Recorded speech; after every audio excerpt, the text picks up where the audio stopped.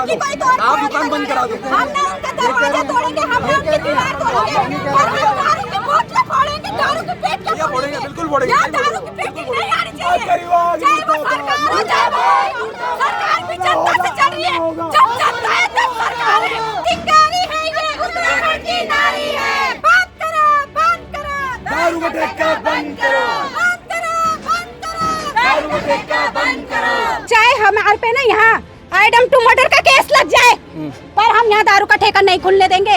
हम इस चीज में समर्थ हैं। महिलाओं के लिए रोजगार खोलो वहाँ पे, सरकार ने भेजी ना, सरकार हमारे लिए वहाँ पे रोजगार खोल दे। और दूसरी बात है, यहाँ पे 2 स्कूल है, एक गुरुद्वारा है, दिन रात यहाँ बच्चे जा रहे, कैसे जाएंगे बताओ। 12th में अभी जैसे अभी यहाँ पर भी बच्चे खेलने आते हैं शाम को, तो कुछ उसमें से नशे भी करते हैं, तो उस पर भी इनका प्रभाव पड़ता है। जैसे कहीं पर कहीं शराब की बोतलें, कहीं सिगरेट वगैरह, ये सब गलत होता है, स्कूल में नहीं करना चाहिए सब। ठेका बंद कराने के लिए जहाँ भागना पड़े वहाँ जाएंगे, पर आज पहले ठेका बंद करो, ठेका बंद करो।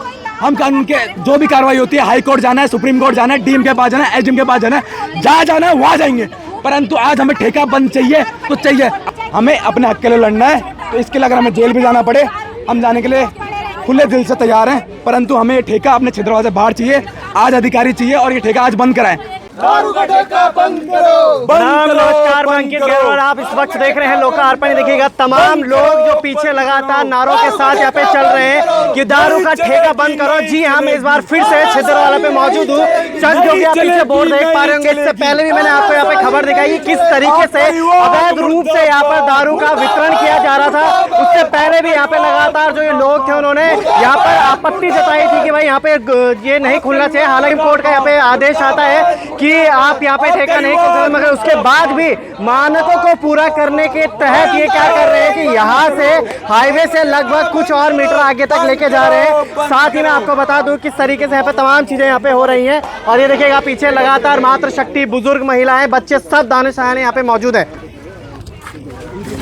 आज बच्चे हैं ना, बच्चे आ रहे हैं वहाँ पे, वो भी तो सुनने में शामिल होंगे। बच्चों को भी है, रोड पे कोई बच्चे रोड में नहीं आएंगे, रोड पे नहीं जा रहे हैं। हम इंटर कॉलेज जा सकते हैं, आप उसके लिए रोक नहीं सकते। अरे बताओ ना, आप उसके लिए रोक सकते नहीं जाओगे, क्यों नहीं जा सकते? हमारे छोटे भाई कैंपस के बाहर है, कैंपस के अंदर नहीं जा रहे हैं, कैंपस के बाहर है बच्चे, कैंपस के बाहर है बच्चे। और जब प्रधानाचार्य को दिक्कत नहीं है तो आपको क्या दिक्कत हो रही है? प्रधानाचार्य को दिक्कत पूछ रहे हैं भाई, दिक्कत हमें नहीं होगी, हमें क्यों दिक्कत होगी? आप लोगों को क्या दिक्कत हो रही है? आप लोगों को क्या दिक्कत हो रही है? आप लोगों को दिक्कत है कुछ? आप लोगों को कोई दिक्कत नहीं है, हम शांतिपूर्ण कर रहे हैं। हम हमारा बंद करो, बंद करो, बंद करो। तो देखिएगा लगातार अभी प्रशासन द्वारा भी इनको रोकने का प्रयास किया गया, तमाम बातचीत हुई। उसके बाद उन्होंने बोला कि यहीं बगल में एक इंटर कॉलेज है, उस इंटर कॉलेज के बच्चे भी लगातार अगर अब इस धंधे में आएंगे, अगर मान लिया जाए कि कल के दिन पे ये ठेका खुलता है, तो वो जो बच्चे हैं वो नॉर्मल सी बात है, वो यहाँ जरूर आएंगे। कभी कुछ होता है, कभी कुछ होता है। ऋषिकेश, उत्तराखंड लगातार योग नगरी हम कहते हैं, अपने देवभूमि को लगातार अशुद्ध करते हुए यहाँ पे नजर आ रहे हैं। देखिएगा लगातार युवा, मातृ शक्ति है, बुजुर्ग, तमाम जो महिलाएं वहां जा रही हैं। क्या कुछ वहाँ पे होता है वापस से आपको जोड़े चलूंगा। ये देखिएगा पीछे इंटर कॉलेज है, अटल उत्कृष्ट राजकीय इंटर कॉलेज यहाँ पर छिंदवाड़ा का। और ये तमाम जो लोग हैं यहाँ पर पहुंच चुके हैं। क्या कुछ यहाँ पे होने वाला है, कुछ लोग बैठे हुए मुझे नजर आए थे, मगर अभी भी लगातार नारों की आवाज आपको सुनने को मिल रही होगी। यहाँ पर एक नहीं, दो नहीं, बल्कि कई संख्या में लोग यहाँ पर उपस्थित है, सिर्फ इसलिए कि जो अंदर हमारा भविष्य पड़ रहा है, कल वो किसी गलत संगत में ना जाए, कल उसको किसी गलत संगत का असर ना हो जाए। सिर्फ ये जो मातृ शक्ति, हमारे बुजुर्ग भाई सब यहाँ पे जो मौजूद है, सिर्फ अंदर पढ़ रहे हैं, उन बच्चों पर असर ना पड़े, इस वजह से यहाँ पे तमाम लोग मौजूद है। ये देखिएगा तमाम स्कूली बच्चों को बाहर लाया जा रहा है, यहाँ पे उनसे बातचीत की जाएगी, क्या पूछा जाएगा, किस तरीके से यहाँ पे तमाम चीज़ें हो रही हैं, क्योंकि ये आने वाला भविष्य, और इस भविष्य के लिए ही हमारी मातृ शक्ति हर कोई मेहनत करता है, घर से बाहर जाता है, पसीना बहाता है, कमाता है, ताकि जो हमारा आने वाला भविष्य यानी कि जो हमारे बच्चे हैं वो लगातार आगे बढ़े और कुछ करके लाए। मगर हमारे उत्तराखंड में तो समझ में अब ये आता है कि लगातार लगातार जो नशे की गिरफ्त में जाते हुए हमारे बच्चे यहाँ पे नजर आते हैं। हमें कभी कुछ कभी नए बच्चे और खासकर हमारे युवाएं लगातार यहाँ पे सामने आते हैं। कुछ बालिकाएं भी हमारे साथ हैं, बालिकाओं से पूछते हैं और बात करते हैं कि क्या कुछ यहाँ पे चीज़ें हो रही है। कौन सी क्लास में? मैं 11th क्लास में 12th क्लास में होगी। 12th क्लास में। अच्छा, आपके छिद्र वाले में बिल्कुल स्कूल के बगल में अभी तो एक ठेका खोलने को, तो क्या चाह रहे हैं आप, ये खुलना चाहिए नहीं? मेरे विद्यालय का नाम अटल राजकीय इंटर कॉलेज है। हमारे विद्यालय के साथ साथ यहाँ पे और भी विद्यालय हैं जिसपे उसका जो काफ़ी असर पड़ेगा। और दूसरी बात ये है कि जो ये जो ठेका खुल रहा है हमारे स्कूल के बिल्कुल ही नज़दीक है। नज़दीक होने के साथ साथ जो हमारी आने वाली पीढ़ी है उससे हम ही प्रभावित नहीं होंगे, हमारी आने वाली पीढ़ी प्रभावित होगी। तो सरकार को मेरे हिसाब से बंद कर देना, मेरे हिसाब से हमारे आने वाली पीढ़ी के लिए भी इस चीज़ को बंद कर देना चाहिए, या फिर इससे स्वास्थ्य पर भी काफ़ी प्रभाव पड़ेगा। और दूसरी चीज़ है कि हमारे जो बच्चे अभी हमारे बोर्ड एग्ज़ाम आएंगे, फिर उसमें पढ़ाई करने की जगह का फिर यहाँ तक कि जो हमें ही नहीं, हमारे पेरेंट्स को भी, हमारे विद्यालय के टीचरों को, सभी को मिलकर सरकार से आवेदन करना चाहिए कि जो ठेका खुल रहा है उसे बंद कर देना चाहिए। सही बात है, ये आने वाला भविष्य हमारा है। देखिएगा कितने सहजता से उन्होंने तमाम चीज़ें कह दी। अब ये देखिए कि सरकार को ठेका ही क्यों खोलना है? कोई ट्यूशन पॉइंट खोले इनके लिए, कोई कॉलेज के लिए, उन बालिकाओं के लिए कुछ एक ऐसा स्कॉलरशिप के लिए कोई ऐसा कोचिंग सेंटर खोले कि वहाँ से पढ़ने के बाद आपको ऐसा कुछ स्कॉलरशिप मिलेगी। मगर आप वो कितना सहजता से उन्होंने तमाम चीज़ें बोल दी कि हमारी बोर्ड की परीक्षाएं भी आ रही हैं और उसके बाद ठीक बगल में अगर ठेका खुलता है तो फिर क्या कुछ होता है। ये तो बालिकाएं थी लगभग। अब चले कुछ लड़के भी हैं यहाँ पे, कुछ उनसे बात करते हैं क्योंकि युवा लगातार हमारा आगे बढ़ता हुआ जा रहा है। भाई कैसे हो, क्या नाम है? देवेश। छिद्रवाला में ठेका खुल रहा है, क्या कहेंगे इस बारे में? गलत है। हंसो मत। और क्या लगता है, खुलना चाहिए? ना, बंद होना चाहिए। बंद होना चाहिए। बंद होना चाहिए। बहुत गलत है। स्कूल के सामने ठेका खोल रहे हैं। हाँ। क्या असर पड़ेगा बच्चों पे? बच्चों की पढ़ाई बंद होना चाहिए। आप क्या खुलना चाहिए, नहीं खुलना चाहिए? देखिए, ये जो हमारे आसपास जो स्कूल के बाहर ये ठेका खुल रहा है बिल्कुल ही गलत है। इसका बच्चों पे सबसे ज़्यादा असर पड़ता है। ये इतनी गलत चीज़ है क्योंकि आसपास के जो मोहल्ले वाले हैं यहाँ पर भी इसका बहुत बुरा प्रभाव पड़ेगा, इसलिए इसे बंद होना चाहिए। विद्यालय के आसपास तो बिल्कुल नहीं खुलना चाहिए। विद्यालय के आसपास हाँ। क्या चाहते हैं, क्या आपके लिए क्या खुलना चाहिए यहाँ पे कुछ भविष्य के लिए? यहाँ पर कुछ काम की चीज़ खुले, जैसे कोई बड़ी लाइब्रेरी खुल जाए, जैसे कोई दुकान खुल जाए स्पोर्ट्स वगैरह की, ऐसी चीज़ खुल जाए जिससे हमें कोई गार्डन वगैरह मिल जाए, पार्क वगैरह। ये सब चीज़ हानिकारक होती है तो ये नहीं खुलनी चाहिए इधर। सही बात है। खेल से मुझे याद आया, छिद्रवाले से ऋषिकेश कहीं पे भी चले जाए, एक ऐसा मैदान बता देना मुझे कि सर वहाँ पर बच्चों के लिए खेलने के लिए निःशुल्क वहाँ पे सामान भी दिया गया है। क्रिकेट खेलना उसके लिए किट दी गई है, फुटबॉल खेलना उसके लिए किट दी गई है। और वो सही बोल रहा है। वो आने वाला कौन सी क्लास में हो अभी आप? सर हम 12th क्लास में। 12th में अभी। जैसे अभी यहाँ पर भी बच्चे खेलने आते हैं शाम को, तो कुछ उसमें से नशे भी करते हैं, तो उस पर भी इनका प्रभाव पड़ता है। जैसे कहीं शराब की बोतलें, कहीं सिगरेट वगैरह, ये सब गलत होता है। स्कूल में नहीं करना चाहिए सर। बहुत बढ़िया लगे। क्या कुछ कह सकते हैं इस बारे में? और कितना सारी तमाम चीज़ें यहाँ पे हो रही हैं, लगातार चीज़ें वहाँ पे हो रही हैं। ऋषिकेश में भी बढ़ता हुआ आ रहा है। इससे पहले भी आपको पता है यहाँ पे जो ऋषिकेश में श्रीधर सुमन कॉलेज है वो खुल रहा था यहाँ पे?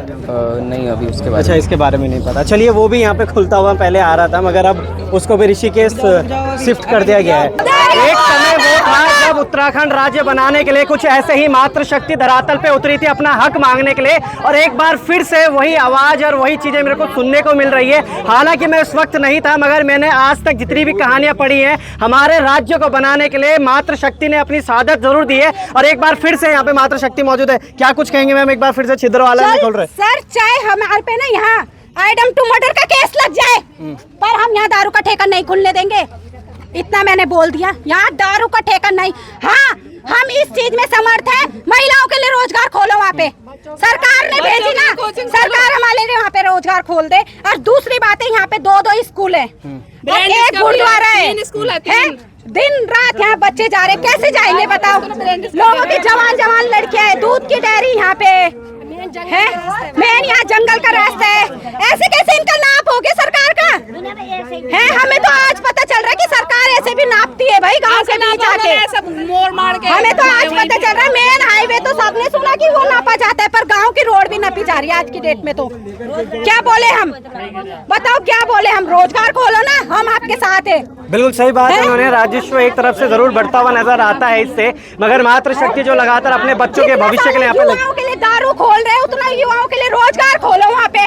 तब बोले हम, सर हमारी ये उम्मीद है जिसकी पर्सनल वो है ना, हम उसकी पर्सनल उसमें नहीं छेड़ेंगे।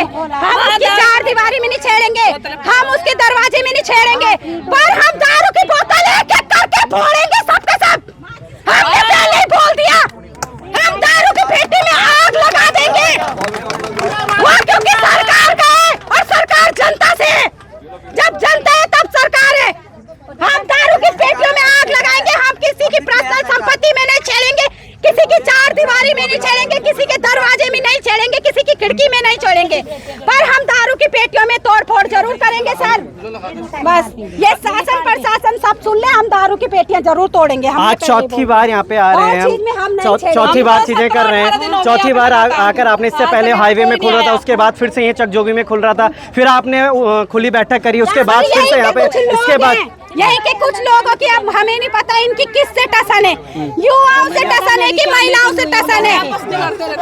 हमने तो साले किसी का कुछ किया भी नहीं। कल के दिन पे आज नहीं है तो कल के दिन पे हमारे बच्चे भी तो बड़े हो रहे हैं, हमारे बच्चे भी तो जाएंगे उस ठेके में। जब सुविधा नजदीक मिल जाती है ना तो हर कोई उसमें जाने के लिए मजबूर होता है, क्योंकि वो कर ही काम ऐसे रहे। सही बात है, एक दिन मजबूर होगा, फिर मजबूरी के ऊपर मजबूरी होगी, फिर आदत बनेगी और फिर उस आदत को छुड़वाने के लिए भी एक मजबूरी तय करनी पड़ेगी। ये महिलाएं जो लगातार अपने बच्चों को आगे बढ़ने के लिए स्कूल भेज रही है और स्कूल के बगल में ही इस तरीके से दारू का ठेका खोल दिया गया है। एक भाई है हमारे साथ, इनसे भी बात करेंगे। सर आयुष भाई, पहले भी आप लगातार इस चीज़ को रोकने पर लगे हुए थे, ठेका और आपने खुली बैठक करवाई, फिर से इस कोर्ट का ऑर्डर आने के बावजूद भी फिर से खोला जा रहा है यहाँ पर, इस बारे में क्या कहेंगे? क्या मानक लेके आए हैं आप? भैया हाई कोर्ट का ऑर्डर है, सुप्रीम कोर्ट के जजमेंट को उन्होंने ग्राउंड बनाकर हाई कोर्ट में याचिका डाली थी।